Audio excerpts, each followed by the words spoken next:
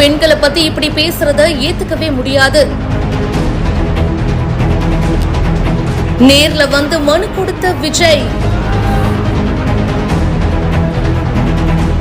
ஆளும் திமுகவினுடைய ஆதரவாளராக இருக்கக்கூடிய அதற்கு செயல்பட்டுக் கொண்டிருக்கிற திரு பொன்ராஜ் அவர்கள் இது போன்ற வார்த்தைகளை சொல்லியிருப்பது உண்மையிலேயே தமிழ்நாட்டில் இருக்கிற பெண்கள், தமிழகம் இருக்கும் அம்மா, அக்கா, தங்கைகள் போன்றவர்களுக்கு இந்த வார்த்தைகள் என்பது உங்களை போன்றவர்களுக்கு தெரியும். இது போன்ற வார்த்தைகளை யாருமே உச்சரித்தது கிடையாது. அப்படிப்பட்ட வார்த்தைகளை தமிழ்நாட்டு பெண்கள் இனத்தையே விலை மாதர் என்ற அர்த்தத்தில் பேசியிருப்பது உண்மையிலே வேதனைக்குரிய ஒன்று.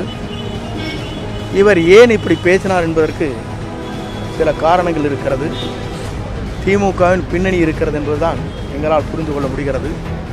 இல்லை என்றால் உடனடியாக அரசு இதற்கு நடவடிக்கை மேற்கொண்டிருக்க வேண்டும். திமுகவுடைய ஆதரவாளரா செயல்பட்டு வர பொன்ராஜ் அவர்கள் தமிழகம் முழுவதும் இருக்கிற என்னுடைய அம்மா, அக்கா, நான் தங்கச்சிங்களா பாக்குற ஒட்டுமொத்த தமிழ்நாட்டு பெண்கள் இனத்தையே அர்த்தம் தொனிக்கும் சொல்ல நேரடியாவே பயன்படுத்தி விமர்சனம் பண்ணிட்டு இருக்காரு. பெண்களை பத்தி எல்லை கடந்து அநாகரிகமா பேசிட்டும் இருக்காரு. தமிழக மகளிரை ரொம்ப மோசமா பேசிட்டு வர இந்த நபர் மேல சட்டப்படி கடும் நடவடிக்கை எடுத்து பெண்களுடைய கண்ணியத்தையும் மரியாதையையும் காக்குமாறு கேட்டுக்கிறேன் அப்படின்னு சொல்லிட்டு தமிழ்நாடு காவல்துறை தலைமை இயக்குனர் அவர்களுக்கு இந்த மனுவை நேர்ல போயிட்டு கொடுத்திருக்காரு. கொஞ்ச நேரம் விஜய் வந்து நேர்ல கொடுத்ததுனால அங்க பரபரப்பான சூழல் நிலவி இருக்கு.